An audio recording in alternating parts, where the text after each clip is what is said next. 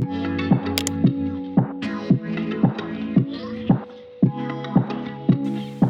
morning, you guys.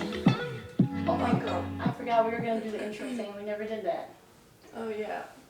We've been wanting to get an intro on this podcast for a really long time. We say a lot of the same things anyways every morning, so we'll be working on that and hopefully it'll be something you guys will be hearing sometime soon.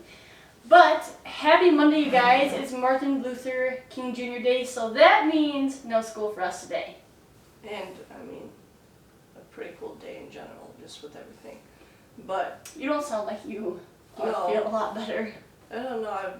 I got sick this past week again, and I got strep.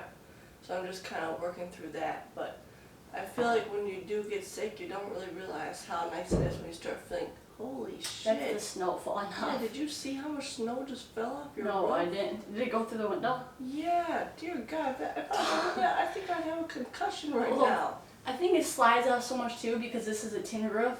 So it literally, like, when it gets this warm, it's just like, I've been hearing this all morning, just like big pounds. And at first, it scared the crap out of me. I thought somebody was upstairs. And I sat there for like 10 minutes listening, and then it happened again. I saw some fall. But I'm really grateful, sorry, in general, just to be feeling a little bit better and be able to move around more. I think a lot of it helped just like stay in bed for 3 days.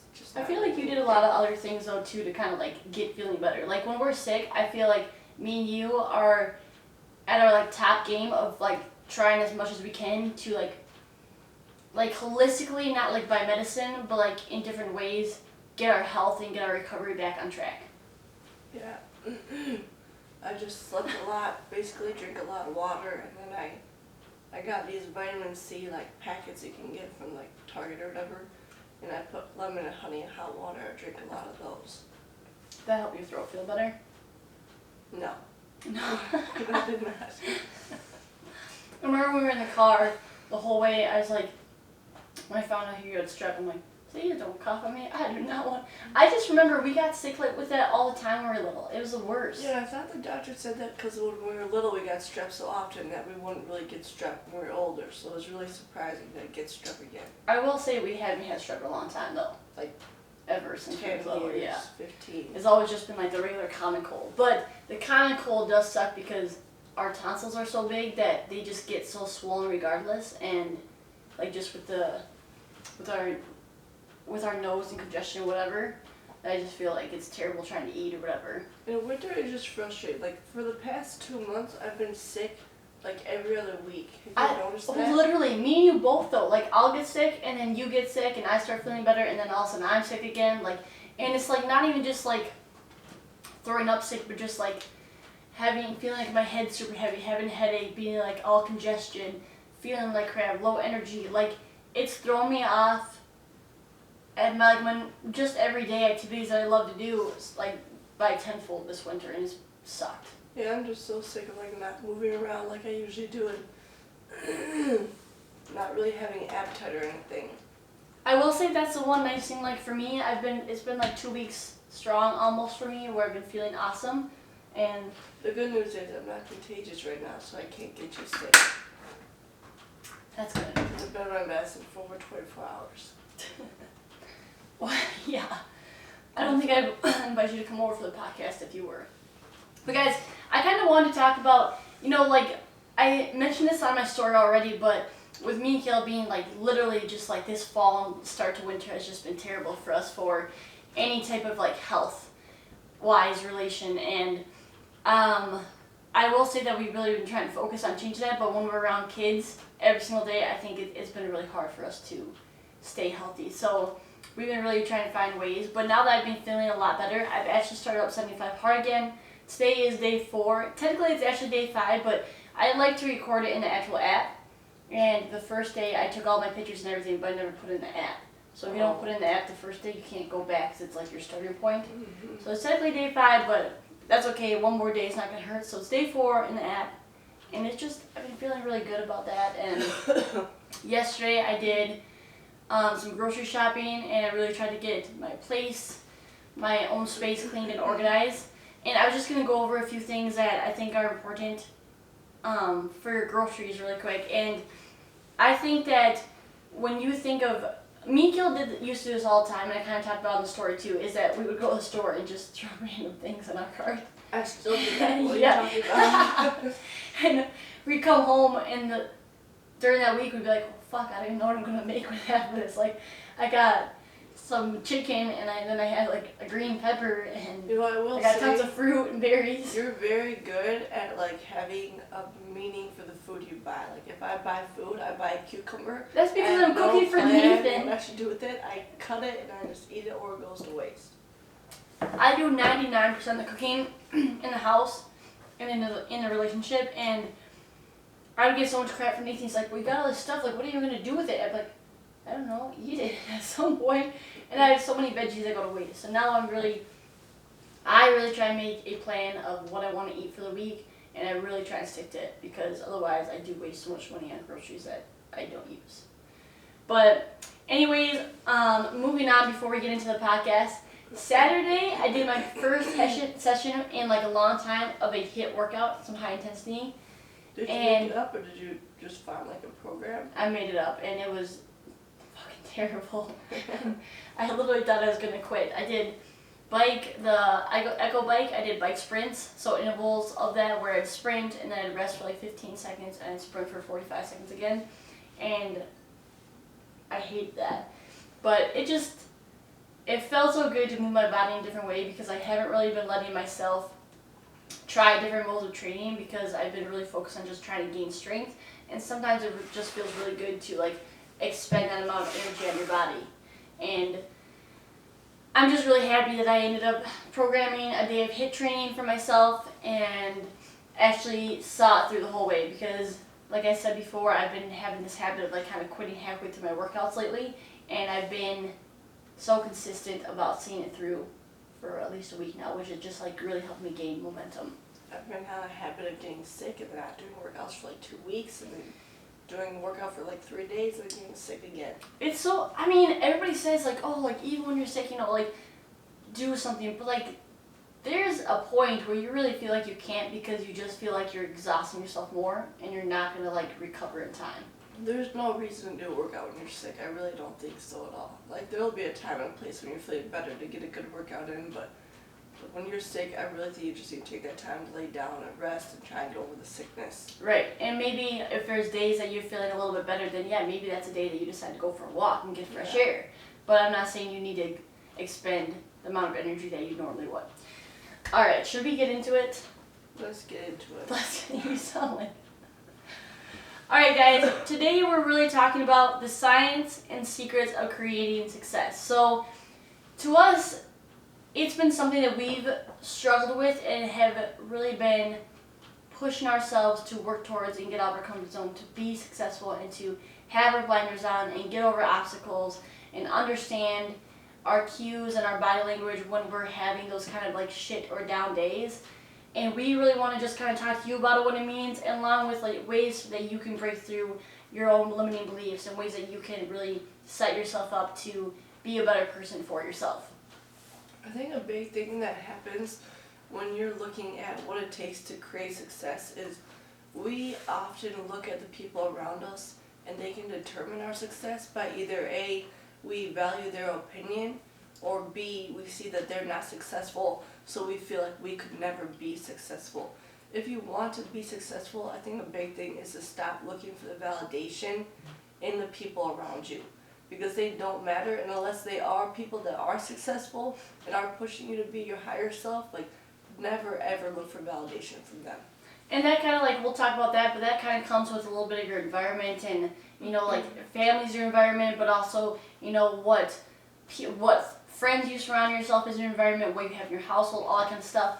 Have you ever noticed that people who've grown up with like their family owning a family business tend to go off and like start their own business one day and like be successful in their own way? Because they've seen it and they see like how hard it took for those people to work, and I think it just kind of, like you said, their environment it molds them into being that person. Yeah, they've literally seen that in their life, and they've seen how they work, and they see, what they value. And like we've talked about before, I never feel like you are born with those skills. It's something that you curate and you do yourself.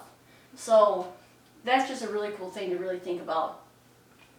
our first thing we're going to go over today is what it takes to be successful, you guys. So, in our opinion, and at least for me, I feel like one of the biggest things that help you become successful is creating things that you can action every day. So, there's a lot of people view this as different things. Sometimes it's their top 3 priorities. I know Alexis talked in her podcast, like her, what is it?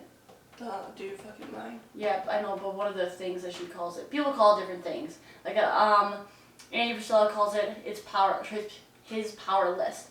To-do list. I think her task for the day. Her task for the day, yeah.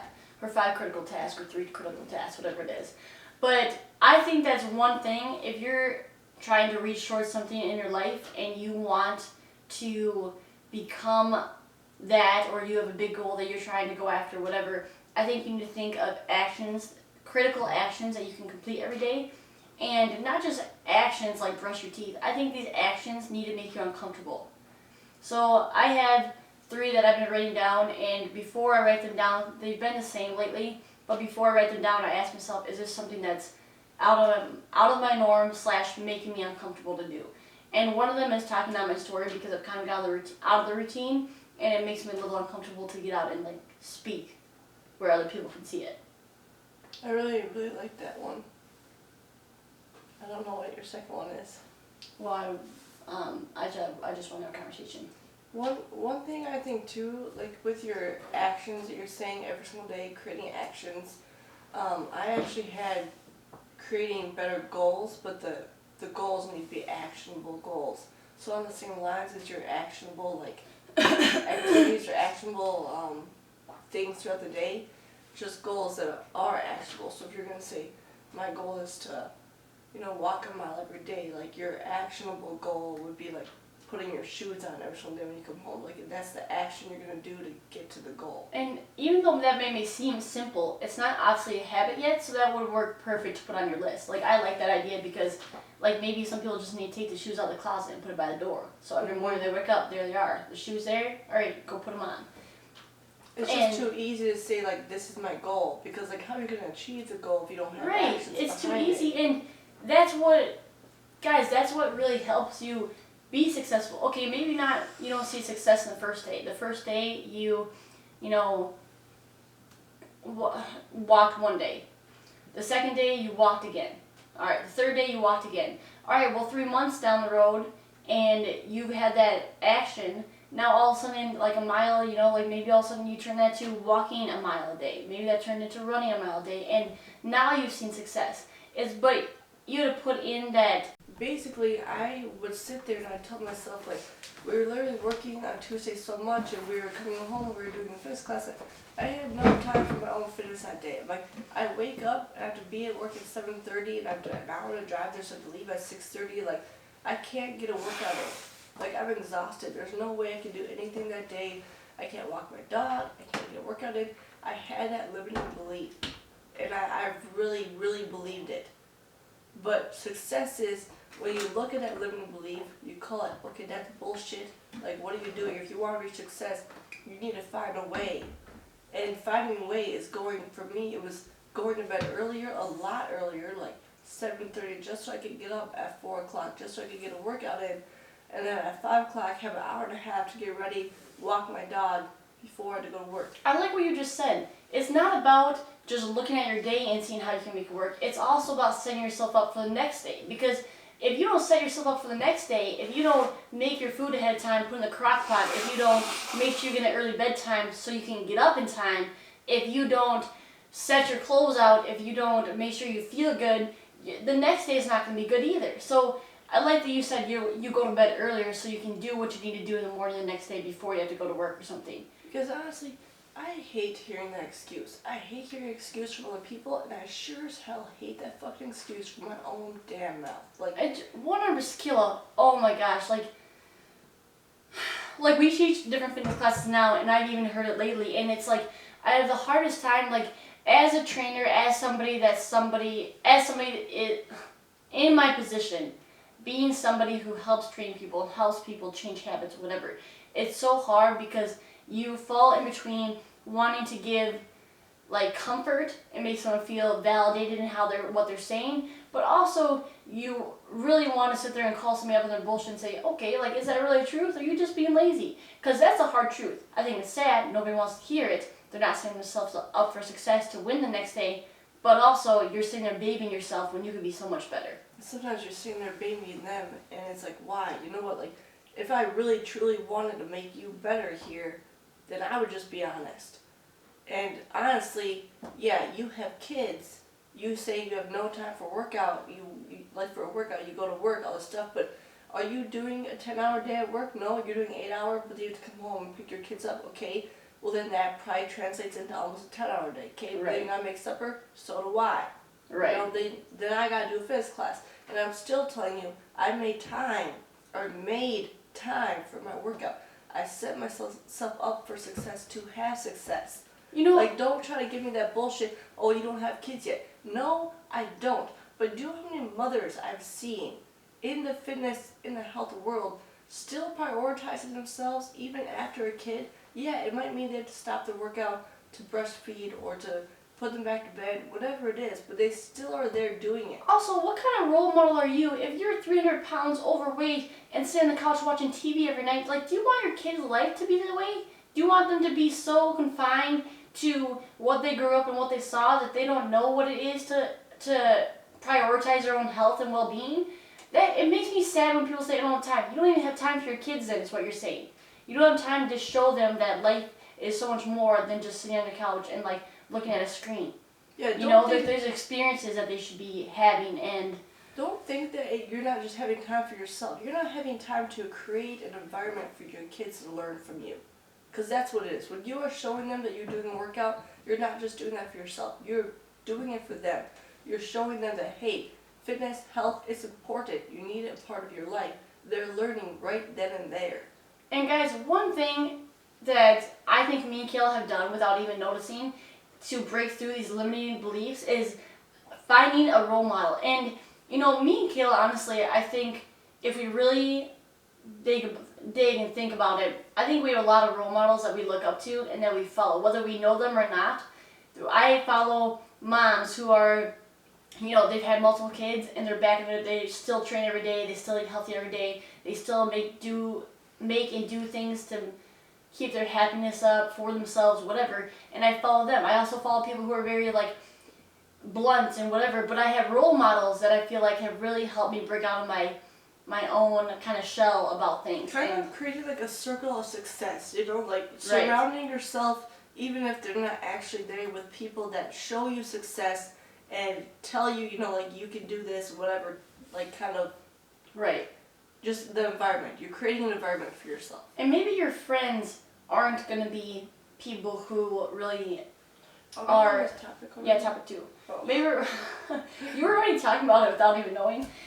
But maybe your friends aren't really those people for you, but it doesn't mean you need to get rid of them, but maybe find other ways to associate with people that really bring you up. And guys, I've noticed one thing that really holds people back from breaking through limiting beliefs is that we all sort of live in fear, and that fear stops us from taking risk. It stops us from trying to be ourselves. It stops us from going after something that we really want in life. And if you look at that fear with a rational eye, more often than not, we're going to understand that fear is what stops us from moving forward, and it's usually not as scary as what it looks like. There's usually, you know, emotions that are making us feel a certain way that we're so scared to break through a limiting belief. I can never be this because of this. Yeah. I can never be in a speaker because, you know, my friends are going to think I'm weird for it. Or whatever it is, you know, like there's so many limiting beliefs and the things that limit us for what we think we could become. And I think a lot of it is our pathway of fear. Honestly, just even have that fear in your mind. Have that belief about yourself that restricts you, you know, in some way or another. Like, it's literally just a belief about yourself. You're saying, I can't do it, I'm not good enough, or you fear that you're not good enough. It's so upsetting because these thoughts, whether created for us by our environment, by our friends or family, whatever told to us, like, that's not your reality. Right. Your reality is what you make it. We've heard this so many times in our life. Your reality is what you make it. You know what I still struggle with all the time is like like when I'm around other people that may be closer to me, I feel like I can't act myself like in the way that I would normally act around you about things. Like I feel like I still feel like I can't be the person I always want to be because I am afraid that it's just like it's more than like people. I don't think people always want me to change because they connected with the person I was or maybe how I felt, whatever. That I feel like it's hard to still be that person because I still want them to be able to connect with me on the level they used to. I feel that same way. I think that is the biggest thing, but also I think if I was being completely true to myself and who I am and to the things I want in life, that I would change that behavior. Right, and there's some people that I've noticed that I could talk their ear off because they're on the same page as me. They understand, and maybe it's not the same page of like health and fitness, whatever, but they have something that they love so much in life that they're working towards, their own goals, ambitions, that they understand what it means to be so excited about something in your future, about something that you're passionate about, that they're excited to hear me talk about it, and I'm excited to hear whatever it is they're excited about. Like, honestly, the people that I'm super excited, well, first of all, there's Katie. We went to a CrossFit gym, got out of our comfort zone with Katie, and, like, this was, like, a girl my brother dated. She was, like, the fucking best. Shout out Katie if you're Shout out listening. Katie. Oh, my God. I'm gonna, like, tag her in this me and episode, Kayla, like, like, fucking listen. we went to a CrossFit workout with her, and it's just, like, God, like, this is, like, what I resonate with. I resonate with somebody who loves getting down, nitty gritty, who loves like getting good sweat on, who loves going out for breakfast the next day. Like me and Kayla are breakfast people. Huge. Ask me for breakfast, ask me for a coffee date, I'm never gonna say no. And we did the workout, went out, had a good conversation. It was just like that's just me. Like I vibe with that kind of people, like that kind of person. Not that I don't vibe with the people that I surround myself with on the daily and stuff, but maybe not everybody is in the same headspace as me, or maybe not everybody's in the same spot in life as me. And it's just cool to find somebody that was so similar that I'm like, you're like my third twin. I know, I really did feel my that second way. twin. But She moved to Florida, but goddamn, I'm gonna keep trying to get her to come back to Minnesota.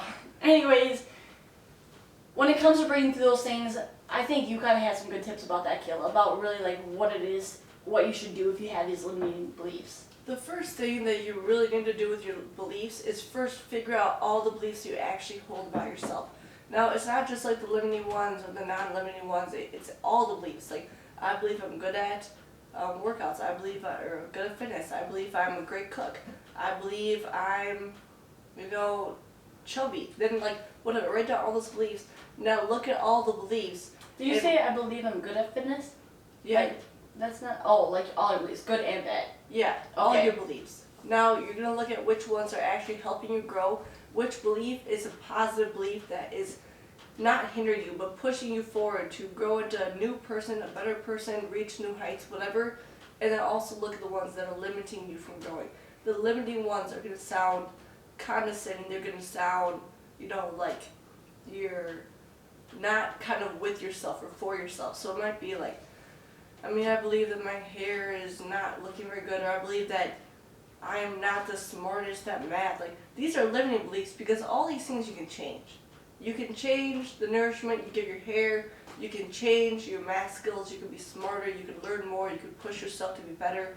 These are limiting because you're going to live in this spot forever, never changing anything because you decided it was your reality. Now, like we said, your reality is what you make it, so you can change these things. Now, once you've identified these beliefs, you need to take note every single day. And if you have that limiting beliefs that you circled from your list above, you need to immediately squash the thought and replace it with a positive belief or belief that's going to help you grow. You know what? When you were talking, I was just I'm thinking about. like spazzing in the mic. No, when you were talking, I thought about a scenario that just happened to me where I said something that I felt I thought about a couple days later that was so limiting. I was talking to Nathan on the way when we were going to get dinner, and I said that I have a hard time speaking with people sometimes because my brain's going a million miles a minute. I just spew out random shit from my mouth. We said this to each other, actually. Well, we've said to each other too, but like, yeah. And then I don't like try and put my thoughts in order. I just start saying random things, and sometimes it come out good things, and sometimes I could kick myself in the ass for what I say. Or sometimes it does not make sense. Like, Or it's it doesn't a even make circle sense, that yeah. doesn't have an end point. Like, yeah. Me too. Anyways, I thought about this a couple days later, and I think I was just really disappointed that I spoke that into existence instead of speaking better. Because basically, by me speaking that into existence, I felt like it was also like putting a vice on something that I wasn't going to be able to change myself. You're attaching that to your identity. Yeah. Essentially, is what you're doing. So literally, like that day, I just said, no, I can speak to people. I just need to slow down. Like, I have no problem with it. I can put my thoughts in order. I just need to be more aware. And I felt like I just had to say that to myself because I was so frustrated that I had even said it to somebody, because it's almost like telling them who I am too. And that's not who I am. I do, like, I'm not saying that I don't struggle with it, but it's something that I really want to work on to change the way I think about things and the way what I believe is true. Because I don't believe that to be true. And 100%, I've said this to myself too. That's not fucking true, because that is something I can change, and it's something I work to change every day. And the other thing is, once you do tell someone that, the frustration I get when someone brings up something I told them about myself that I no longer at all believe to be true is a shit ton of frustration. But if you think about it, it goes back to seeking the validation from other people on your road to be successful. You don't need their validation. You shouldn't give a fuck what they think you are, who they think you are, if that's not you. You keep growing and you ignore their thoughts. And like, also, you know what? That's not me, but thanks. I think that in that situation or scenario, it is okay to stop somebody saying, yeah, I used to feel that way, I don't anymore. To set the record straight. It's not, you're not being vain or anything by setting it straight, but it's also letting somebody know that's not who you are no more, because it's not fair for somebody to Put you in that box speak out and try and tell you who you are. And you know what that's going to do by you stopping and putting it straight? It's going to let them know that you're not okay with them trying to tell you who you are. It's also going to reinforce who you are. Yes, and I think it's very good to sit there and tell somebody, who you are and what's okay for them to, talk to you about, because it's not okay for someone to say, yeah, well, you're less athletic than this person. No, I'm not. I view myself to be an athlete or whatever it is, So set the record straight if somebody's trying to put you in that box, and also understand that that's not something you should ever believe about yourself. Your own beliefs should be of high regard. I'll say one more thing with limiting beliefs. As important as it is to make sure you write out all the beliefs and identify the ones that are helping you grow and identify the ones that are helping limit you, I also think having a clean space is super important in squashing limiting beliefs, because when your space is clean and organized, it's very positive, and scientists have actually correlated a clean, organized space with having more positive views on yourself. You're positive and you're happy because your space is clean and you're organized, you feel good about yourself, you then start believing positive things about yourself. There's a huge correlation. Huge.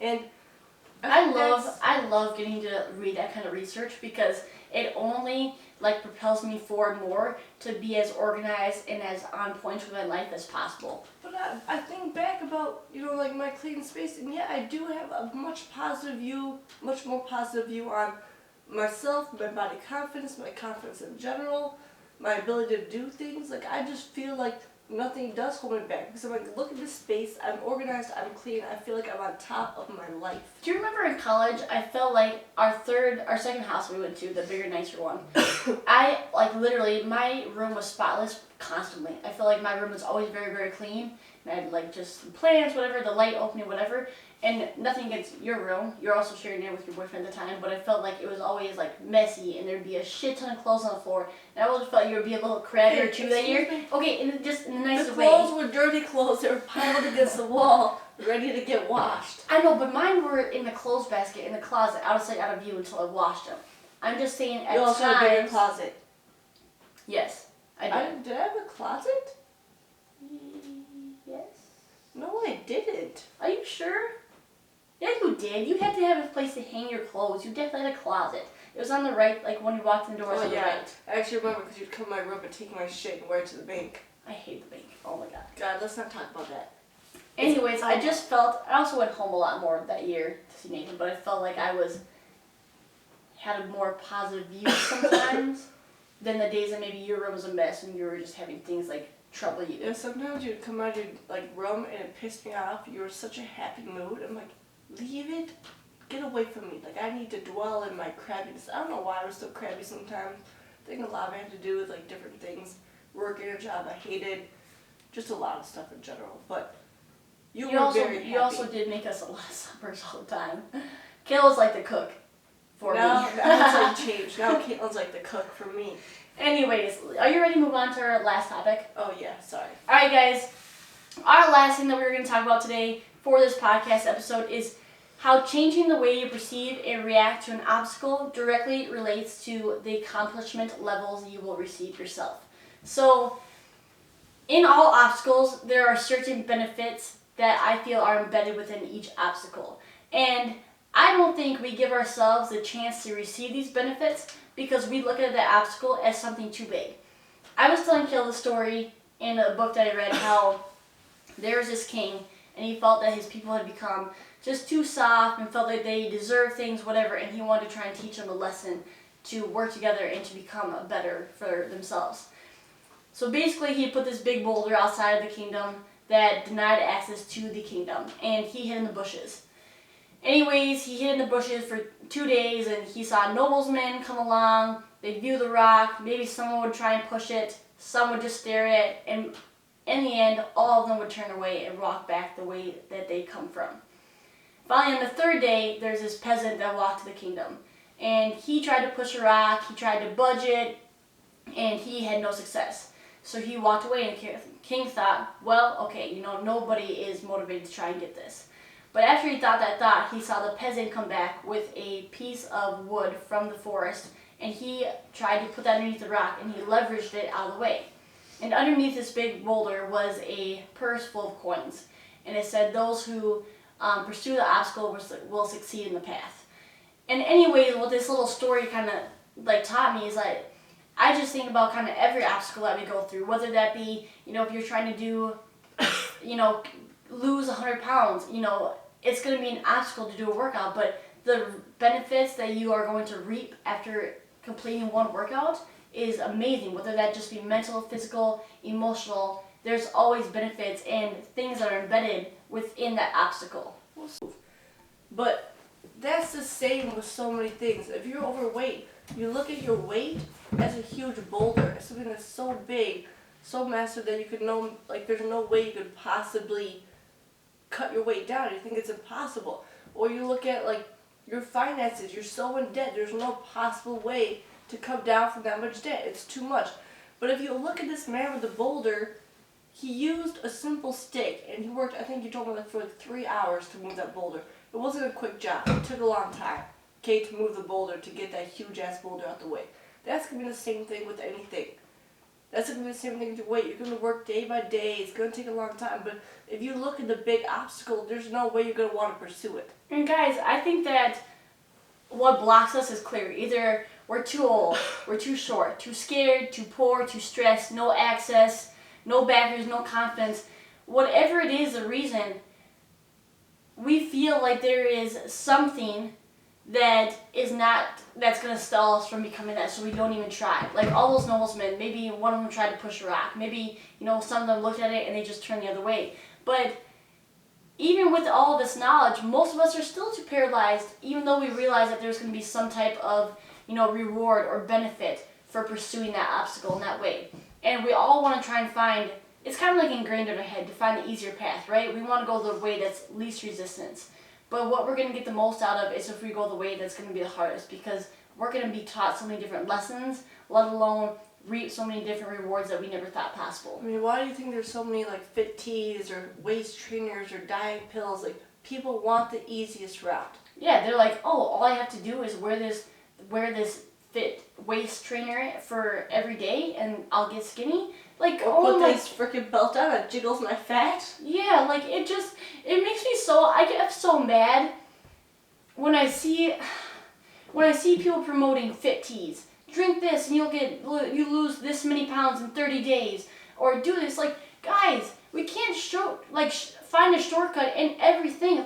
Life, it teaches us so many lessons to be resilient, to push forward towards something, to try, to have to do something hard in our life. It's the same thing when you see people at a tournament for a sport, whether that be basketball or not, and everybody's getting a trophy. Or people saying there should be no winners or losers, it's just a game. No, life, there is winners and losers. And the biggest thing killing is that, life teaches us so much with these obstacles. If we're unable to do the obstacles, honestly, your life is going to be fucking dull. Okay, what are those? Obstacles create things and peaks in your life. Create successful people. Obstacles Successful people, create for sure. success. And you know, guys, where are those people gonna be? Those kids who got a trophy at every tournament and they're all winners. Well, now, okay, it comes to, you know, their first year at a job and they've been there for 6 years, so they automatically think they deserve to be promoted. And then you have this young guy who's been there for 2 months, but he's working his ass off. You know who's going to get promoted? The guy who is focused, the guy who is pushing, the guy who is trying. Not the person who thinks they deserve it because they've been there for 6 years. Honestly, we need to change the way that we view obstacles as exciting. Like, holy shit, look at this thing. I'm going to conquer it. I'm going to be successful. I'm going to, like, push through it. I'm going to give it my all. Like, we need to stop looking at an obstacle as something to be afraid of, something to like back down from. Like, why are we backing down from something that could give us so many different successes, so many different excitements in life and rewards, not only just completing that obstacle, but in the knowledge, like you said, from doing something different, from growing while we complete the obstacle. Yeah, you know what I've noticed a lot just in school with teaching classes is that there's so many kids who, if they lose a game, they start crying, they get mad, they throw things, they're frustrated. And any kind of obstacle in our life is gonna elicit these types of emotions. But what I find is so sad and kind of like frustrating to me is that their response isn't, all right, I'll try harder next time. You know, that's the way of the game. If I want to win, I got to do better. If I want to, you know, succeed, I need to put forth more effort. And it's irritating to me that even schools and places are trying to put this narrative out there that there's no winners and losers because, like, I don't know why you're trying to tell these kids. Like, you really think there's no winners and losers? Look You're at trying to life. say everyone should be winning? You're trying to say everyone should just get things handed, that there's never going to be an obstacle where people lose at? There's never going to be a position that they don't get? It makes me sad because you're just saying to that child up to honestly just fail at life. When it comes to You're anything, setting that child up to think that they deserve things in yeah, life. and then to get mad and to let those emotions consume them because they didn't get what they wanted. That's not how somebody should be taught. And if you look at your obstacle and you look at it without the presence of emotion, emotion clouds your judgment constantly. I was talking to Kayla and saying that if you're going to fight with somebody, you're supposed to wait 20 minutes because the pathways in the brain, the emotions that cloud your judgment, don't settle down for 20 minutes. So if you give yourself that 20 minutes, walk away, and you come back, you literally, scientifically have a more leveled head to talk about something. And I think the same goes when it comes to emotions. Like, obviously, we have that fear, confusion, frustration, helplessness, depression, whatever it is, when we see an obstacle. So what do you need to do? You need to be able to set aside that emotion, and I think that takes so much effort. If you think about those people who went to, like in NASA, who went to the moon, they literally practice that same routine with all these different things that could go wrong and sirens and whatever, and they practice it so many times because if you're going to the moon, you don't have the option to let fear or let irrational decisions take control of you. You need to be level-headed the whole time. If you have a signal going on saying that something's not working, you can't let that, that's going to cloud your judgment. All of a sudden you're going to press the wrong buttons and you're doomed. So they practice that over and over for years in every possible scenario that they could. And if you don't think that means something, it does. It's the same thing when you're presented with an obstacle. You can't let those pathways take control. I think that's also what kind of controls all of our lives, is not giving yourself the chance to look at the situation for what it is and being clearly defined by, okay, this is just what it is, plain and simple. Get rid of everything else. You know what? If you want to be successful in your life, just know 100% there will be so many obstacles in your way. But don't look at that like, God damn it, we have to get through so many things. Like, you should be excited. You should be excited for the growth that's going to happen. You should be excited for the change that's going to happen within you, and for the better person, the better outcome than you could have ever imagined. Like, don't be scared, I guess, of the obstacle. Like, if anything that this has been teaching us is that the obstacles bring so many more opportunities. Yeah.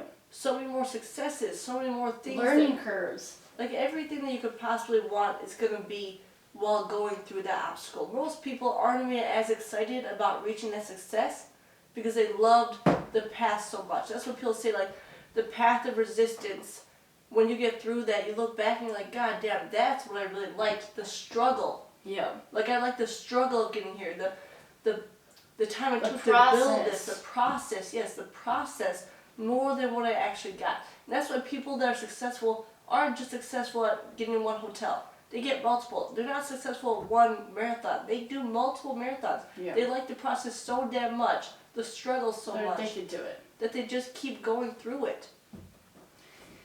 We really hope we helped shed some light, you guys, today. As you can tell, we're so passionate about this topic. A long episode. Yeah, this is a long episode already, but it just means so much to us. And whether we realize our own downfalls and things, it's also about what we do about it. So if you take away anything from this podcast today, it's that we hope you can start looking at yourself, looking at your behavior, and understanding what are things that you're saying to yourself, what are things that you're doing that are limiting you from becoming successful.